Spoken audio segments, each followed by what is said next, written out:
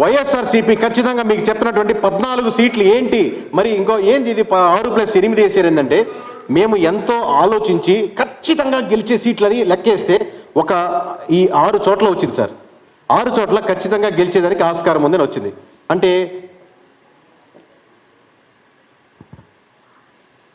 మీరు ఒకసారి పాస్ పెట్టగలిగితే మొత్తం వచ్చాక పాస్ పెట్టండి సార్. టఫ్ ఫైట్స్ వచ్చాక పాస్ పెట్టండి. పాస్. సో ఖచ్చితంగా ఇది చూడండి సార్, మీకు ఎలా వేస్తానో ఎక్స్ప్లెయిన్ చేస్తున్నాం. ఓవరాల్గా ఒక 22 నియోజకవర్గాలు 23 నియోజకవర్గాలకు వచ్చాయి. దాంట్లో డివైడ్ చేస్తే ఖచ్చితంగా క్లారిటీగా ఈ 6 సీట్లు కన్ఫామ్గా కనపడ్డాయి మాకు. ఎర్రగొండపాలెం, పొంగనూరు, బద్వేలు, పులివెందుల, ఆదోని, ఆలూరు ఇవి కన్ఫామ్ సీట్లుగా కనబడ్డాయి. అంటే ఖచ్చితంగా క్లారిటీగా ఇక్కడ క్లిస్టల్ క్లియర్గా కనబడుతుంది అనమాట. అదే టఫ్ ఫైట్లకు వస్తే అంటే చాలా ఇప్పుడు ఇక్కడ 11 మండలాలు ఉంటాయి, 11 మంది పోటీ చేస్తున్నారు. చాలా కష్టంగా ఉంటుంది అక్కడి నుంచి సర్వే చేయడం కానీ డేటా తెచ్చుకోవడం కానీ. ఓవరాల్గా ఇండిపెండెంట్ క్యాండిడేట్లు కూడా గూడెం వారేస్తారు. సో అలాగే తుని మనకు చాలా టఫ్ ఫైట్ ఇవ్వగలిగారు. ఆత్మకూరు, సర్వేపల్లి ఈ వంద నాకు కొంత డౌట్లు ఉన్నప్పటికీ కూడా స్టిల్ నేను ఫేవరింగ్ టు వైఎస్ఆర్సీపీ వేస్తూ లెట్స్ అస్యూమ్ సర్వేపల్లి కూడా వచ్చేసింది, ఆత్మకూరు కూడా వచ్చేసింది. అట్లాగే చంద్రగిరి బాగా ఈ వంద ఆయన టఫ్ ఫైట్ ఇచ్చాక చంద్రగిరి గెలిచారు. సో ఈ టఫ్ ఫైట్లన్నీ నేను సహకరించి సానుకూలతతో మొత్తం సీట్లు కూడా వైఎస్ఆర్సీపీ గెలుచుకునేదానికి ఆస్కారం ఉందని బాగా క్షుణ్ణంగా ఆలోచించి వేస్తే 14 సీట్లు వచ్చేయండి. మీకు క్రిస్టల్ క్లియర్ మేము ఏ నియోజకవర్గాలు ఏమే వేసామో ఎలా ఉన్నాయో ఓపెన్గా డిస్కస్ చేసి చెప్తున్నాం. ఓవరాల్గా 14 నియోజకవర్గాలు వైఎస్ఆర్సీపీ గెలిచే నియోజకవర్గాలు సార్. నెక్స్ట్ సార్, మరి టీడీపీ గెలుచుకునే 133 స్థానాలు ఇక్కడ చదవాలంటే ఖచ్చితంగా నాకు రేపు మార్నింగ్ అయిపోతుంది సార్. మీకు ఆబ్వియస్గా కంప్లీట్గా ప్రెస్కి రిలీజ్ చేస్తాం, చెప్తాం.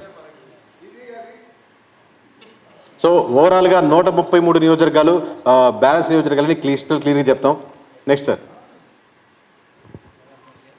అలాగే జనసేన చెప్పాల్సిన అవసరం లేదు. పోటీ చేసిన ప్రతి ఒక్క నియోజకవర్గంలో 21 పోట్ల పోటీ చేస్తున్నారు. చాలామందికి ఒక డౌట్ ఉంటుంది, రైల్వే కోడ్లో గెలవదు, లేకపోతే ఇంకో దగ్గర ఎక్కడైనా గెలవదు, పాలకొండలో ఎవరు ఓటు వేస్తారు, ఎస్టీ నియోజకవర్గం కదని. పాలకొండ అయినా లేకపోతే ఇంకోటైనా ఇంకొక దగ్గరైనా ఇది ఎక్కడైనా సరే ఆబ్వియస్గా కన్ఫామ్గా ఉన్న నియోజకవర్గం అందరికీ తెలుసు. 21 చోట్ల పోటీ చేసిన నియోజకవర్గాలు, అది నెల్లిమర్ల కావచ్చు, పాలకొండ కావచ్చు, విశాఖపట్నం సౌత్ కావచ్చు, అనకాపల్లి కావచ్చు, పెందుర్తి కావచ్చు, యలమంచిగాళ్ళు కావచ్చు, పిఠాపురం కావచ్చు, కాకినాడ రూరల్ కావచ్చు, రాజానగరం కావచ్చు, నిడదవోలు కావచ్చు, రాజోలు కావచ్చు, గన్నవరం కావచ్చు, భీమవరం కావచ్చు, నర్సాపురం కావచ్చు, తాడేపల్లిగూడెం కావచ్చు, ఉంగుటూరు కావచ్చు, పోలవరం కావచ్చు, అవనిగడ్డ కావచ్చు, తెనాలి కావచ్చు, తిరుపతి కావచ్చు, కోటూరు కావచ్చు, ఏదైనా సరే మేము పోటీ చేసిన దగ్గర వైనాట్ 175ని వైనాట్ 21 వాళ్ళు సీరియస్గా తీసుకొని 21 చోట్ల గెలవగలిగారు. ఖచ్చితంగా 21 చోట్ల గెలిచేదానికి 100% జనసేనకి ఆస్కారం ఉంది. Thank you sir. Next slide.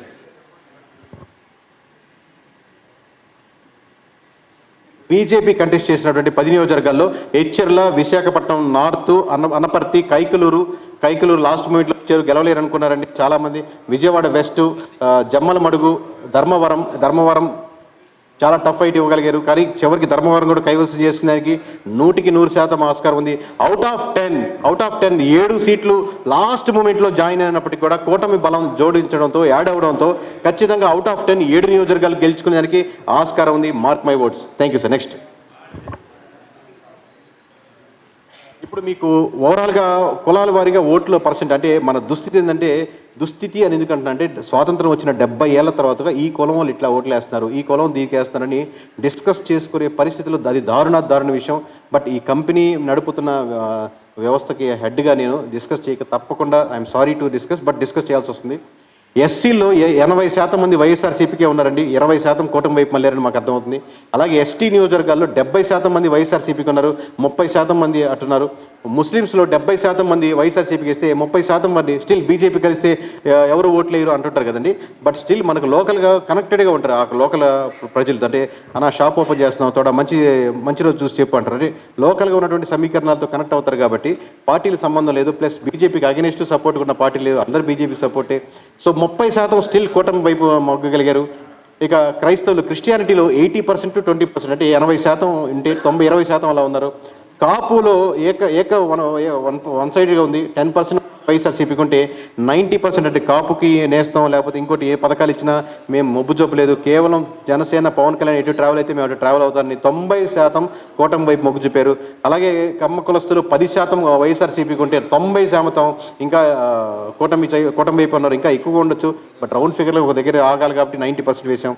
అలాగే బీసీ ఎక్కువ మంది డిస్కస్ చేసేది ఏంటంటే మాకు ఈ కులాలన్నీ ఐడియా ఉన్నాయండి, ఈ కులం వాళ్ళకి వేస్తుంది, ఈ కులం బీసీలు ఎట్టున్నారు, ఇది బీసీ అనేది ఒక కులం ఒక గ్రూప్ కాదండి, ఒక గ్రూప్గా వచ్చే ఆలోచన ఎటువైపు సరళ ఉంటే అటువైపు మొగ్గు చూపేది అనుకుంటుంటుంది. చాలా తక్కువ నెంబర్లు వేసాం, బట్ స్టిల్ రౌండ్ ఫిగర్గా మీకు అర్థం చేసుకునే దానికి బీసీలు 40% వైఎస్ఆర్సీపీకి ఇస్తే మెజారిటీ శాతం మోర్ దెన్ 60%, మోర్ దెన్ 65% కావచ్చు. సో మెజారిటీ శాతం 60% ఓవరాల్గా కూటమి వైపే మొగ్గు చూపారు. అంటే ఫ్లో ఎలా ఉంటుందో అలా ఆ వైపే మొగ్గు చూపారు. లాస్ట్ టైం బీసీలు అధిక శాతం వైఎస్ఆర్సీపీ కోట్లేశారు, ఈసారి బీసీలు అధిక శాతం కూటమి వైపు మొగ్గు చూపారు. అలాగే రెడ్డీస్లో అంటే ఏదండి ఇక్కడ 10% ఉంది, 90% రావాలి, ఇక్కడ 10% రావాలి. అంటే రెడ్డీస్లో కూడా ఒక 20%. సారీ మీకు ఈ లైన్ ఏదండి అర్థం కావట్లేదు, తప్పడింది సార్, రివర్స్ పడింది. సో రివర్స్గా ఉంది. సో రెడ్డిస్ అధిక శాతం ఆబ్వియస్గా వైఎస్ఆర్సీపీ ఉన్నారు, కూటమి వైపు ఒక 20% అలా ఉండొచ్చండి. వైశ్యాస్ 20% ఇలా ఉంటే 80% అలా ఉన్నారు కూటమికి. అలాగే బ్రాహ్మణ 10% వైఎస్ఆర్సీపీకి ఉంటే 90% ఉన్నారు. ఓవరాల్గా ఇది ఒక్కటే గుర్తుపెట్టుకోండి సార్, ఈ ఓట్ బ్యాంకింగ్ గుర్తుపెట్టుకోండి. ఓవరాల్గా 38.8% అంటే అరౌండ్ 40%, రౌండ్ ఫిగర్లు వేస్తున్నాం మనం, చిన్న ఎందుకు గుర్తుపెట్టుకోవాలి.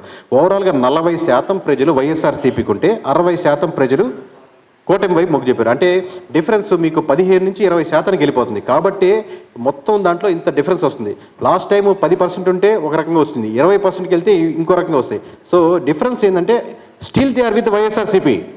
ఆ పీపుల్ 38% మొత్తం కూటమి కట్టేసింది కదా, మొత్తం క్లీన్ స్వీప్ చేసాం కదా అని కాదు, still around 40% are people, around 35 కావచ్చు 40 కావచ్చు, మధ్యలో ఒక సెక్షన్ ఆఫ్ పీపుల్ ఖచ్చితంగా ఆబ్వియస్గా వైఎస్ఆర్సీపీని సపోర్ట్ చేస్తున్నారు. ఒక section of people more than 50%, 55%, more than 50% కూటమి వైపు మమ్మల్ని లేదు. సో పర్సంటేజ్ ఓట్ బ్యాంకింగ్లో ఇంత డిఫరెన్స్ వచ్చేసరికి, హ్యూజ్ డిఫరెన్స్ వచ్చేసరికి మీకు రిజల్ట్స్లో అంత వస్తున్నాయి. కానీ ఒక సైడ్ క్లీన్ స్వీప్ చేసేసింది, తుడిచిపెట్టుకోపోయింది, ఈసారి మన రాజ్యమే, మనం కూడా ఇష్టం వచ్చినట్టు చేద్దామంటే రేపు ఇదే పర్సంటేజ్ ఇటు పడుతుంది అటు పడుతుంది, అంతే తేడా. Yes, next sir. సో మొత్తం పోలైన ఓట్లు 3,33,40,560 ఓట్లు పోలైనాయి సార్. మొత్తం పోలైన ఓట్లు ఉరామరిగా మనకు 3,33,40,560 ఓట్లు పోలైనాయి. సో దీన్ని మీకు ఇందాక వేసిన పర్సంటేజ్ చూసుకుంటే 1,94,04,206 మంది, 1,94,00,000 మంది. అలాగే 38% మీకు వైఎస్ఆర్సీపీ వేసుకుంటే 1,29,36,137. అంటే దాదాపుగా ఇద్దరి మధ్య తేడా 60 లక్షలకి వెళ్ళిందండి. 60 లక్షల ప్రజలు ఇటు కాదని ఇటు వేశారు కాబట్టి అంత హ్యూజ్ డిఫరెన్స్ కనపడింది. లాస్ట్ టైం డిఫరెన్స్ అరౌండ్ 30 లక్షలు అనుకుందాం అనుకోండి, ఇప్పుడు ఎక్స్ట్రాగా ఇంకో 30 లక్షలు వచ్చింది. అంటే 60 లక్షల మంది ప్రజలు ఇటు వేశారు కాబట్టి ఇంత పర్సంటేజ్ ఆఫ్ డిఫరెన్స్, ఇంత హోల్ మొత్తం మీద హ్యూజ్ డిఫరెన్స్ కనపడుతుంది మీకు. సో దాని యొక్క ఫలితాలే జనసేన ఈ పోటీ చేసిన 21 సీట్లు గెలవడం, అలాగే టీడీపీ పోటీ చేసిన దాంట్లో 133 సీట్లు గెలవడం, అలాగే బీజేపీ కంటెస్ట్ చేసినటువంటి 10 సీట్లు 7 సీట్లు గెలవడం, అలాగే చివరికి సిట్టింగ్ గవర్నమెంట్ 151 సీట్లు ఉంటే 100 పోతే 50 గెలవ్వా, 50 పోతే 100 గెలవ్వా, ఇలా ఉండదండి. అంటే ప్రతి నియోజకవర్గంలో ఓట్లు వేసేవాడు నా నియోజకవర్గం మొత్తం నియోజకవర్గాలు ఓడించాలని ఓటేయడు, వాళ్ళకున్న పర్స్పెక్టివ్లో ఆ నియోజకవర్గం మీద ఉన్న సమస్యలు అతను ఫీల్ అయ్యే దాని మీద వేస్తారు. కానీ అలా ఎక్కువ మంది ఫీల్ అయితే అన్ని నియోజకవర్గాలు అదే ఎఫెక్ట్ కనబడుతుంటుంది. అది 14 కావచ్చు, 15 కావచ్చు, 20 కావచ్చు. సో మనం ఇంత గంటాపదంగా కాన్ఫిడెంట్గా చెప్పేదానికి ఎంత అంచనా వేసి ఒక నెంబర్, సింగిల్ నెంబర్ మీ ముందు ప్రజెంట్ చేసేదానికి ఒకసారి ఊహించుకోండి మీరు. Thank you sir. నెక్స్ట్.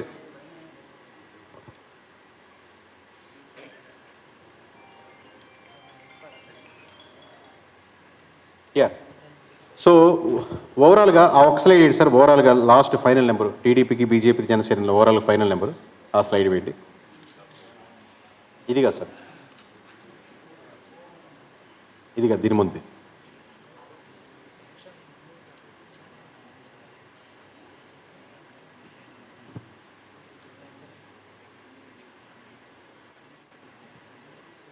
అంటే ఇలా ఫైనల్గా వచ్చిన నెంబరు ఇది కాదు సార్, ముందు నెంబరు ముందు, దీని ముందు సార్.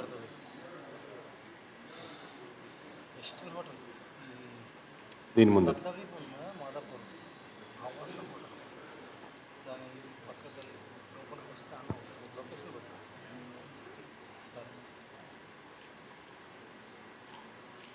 సో ఘంటాపదంగా చెప్తుంది ఏంటంటే ఓవరాల్గా అసెంబ్లీలో ఖచ్చితంగా ఆంధ్రప్రదేశ్ రాష్ట్ర చరిత్రలో ఎటువంటి కనీ విని ఎరుగని డిఫరెన్స్ ఓట్ బ్యాంకింగ్తో కూటమి గెలుపొందుతుంది. అందులో ప్రధానంగా టీడీపీ తను పోటీ చేసినటువంటి 144 నియోజకవర్గాల్లో 133 నియోజకవర్గాలు గెలవడం అంటే ఒక 2 సంవత్సరాల ముందు ఈ మాట చెప్తే నర్ర మానవుడు ఎవడు 100 సీట్లు దాటేదానికి మొత్తం కూటమి కట్టిన ఆస్కారం లేదనుకుంటారు. బట్ మనం దీని నుంచి ఒక పాఠం నేర్చుకోవాల్సింది ఏంటంటే ప్రజలు ఎక్స్పెక్ట్ చేసే విధానంలో చాలా మార్పులు వస్తున్నాయి. వాళ్ళు ఎక్స్పెక్ట్ చేసేది ఓన్లీ వెల్ఫేర్ స్కీమ్స్ మాత్రమే కాదు. వెల్ఫేర్ స్కీమ్స్ ఓట్ బ్యాంకింగ్ ఉంటుంది, అది టీడీపీ చేసినా వైసీపీ చేసినా ఎవరు చేసినా వెల్ఫేర్ స్కీమ్స్ ఓట్ బ్యాంకింగ్ ఉంటుంది. కానీ కేవలం వెల్ఫేర్ స్కీమ్స్ మాత్రమే నేను నడుపుతాను, కేవలం స్కూల్స్, రోడ్స్, హాస్పిటల్స్, కరప్షన్, మంచి మినిస్టర్స్, మంచి వసతులు లేకపోతే ఉద్యోగాలు ఇవి కల్పించాలి అన్న కోరికతో అటు ఇటు మారుతున్నారు. కానీ ప్రజల హోప్స్ మటుకు ఎప్పటికీ అలాగే ఉంటున్నాయి. ఖచ్చితంగా అవి నిలబెట్టుకున్న వాళ్ళే లాంగ్ రన్ 5 సంవత్సరాలు అయిందండి, 20 సంవత్సరాలైనా ఎవరిని ఓడించరండి. మీరు అయిపోయినట్టు ఓట్ బ్యాంకింగ్ పెరిగినా వాళ్ళే ఉంటారు, ఓట్ బ్యాంకింగ్ తగ్గినా వాళ్ళే ఉంటారు.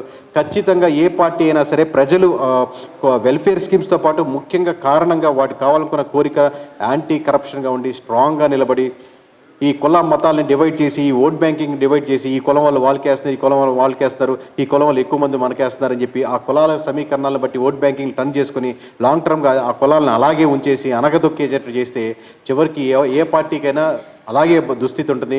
ఈసారి వైఎస్ఆర్సీపీకైనా రేపు కూటమికైనా సేమ్ లైన్లో ట్రావెల్ చేస్తే నెక్స్ట్ మన ప్రెస్ మీట్లో నెక్స్ట్ మీటింగ్లో మనం ఇదే మాట్లాడుకోవాల్సి వస్తుంది. సో ఇదండి కేకే సర్వేస్ నుంచి వచ్చే ఆఖరి మాట. పోటీ చేసిన 144 నియోజకవర్గాల్లో 133 సీట్లు టీడీపీకి గెలిచడానికి ఆస్కారం ఉంది. వైనాట్ 175 అని, వైనాట్ 21 అని జనసేన చాలా సీరియస్గా తీసుకుంది. అది అర్థం చేసుకోలేకపోయింది వైసీపీ. వైనాట్ 21 అని చెప్పి 21 పోటీ చేసిన 21 స్థానాల్లో బలంగా తొడకొట్టి మీసాలు తిప్పి 21 చోట్ల జనసేన గెలిచడానికి 100% ఆస్కారం ఉంది. అలాగే బీజేపీ పోటీ చేసిన 10 స్థానాల్లో 7 స్థానాలు కైవసం చేసుకునే ఆస్కారం ఉంది. ఇకపోతే 151 స్థానాలతో మొదలుపెట్టిన వైఎస్ఆర్సీపీ ఈరోజు 14 చోట్ల అంటే దాదాపుగా 20 స్థానాల లోపు దిగబడింది. అంటే దిగాల్సి వచ్చింది. తను చెల్లిన ప్రయాణం అలా ఉంది. కేకే సర్వీస్ని ఫాలో అవుతున్న వాళ్ళకి, కేకే సర్వీస్ని నమ్ముతున్న వాళ్ళకి, ఇండివిజువల్గా కేకేని బిలీవ్ చేస్తున్న వాళ్ళకి ఒకటే సవాలండి.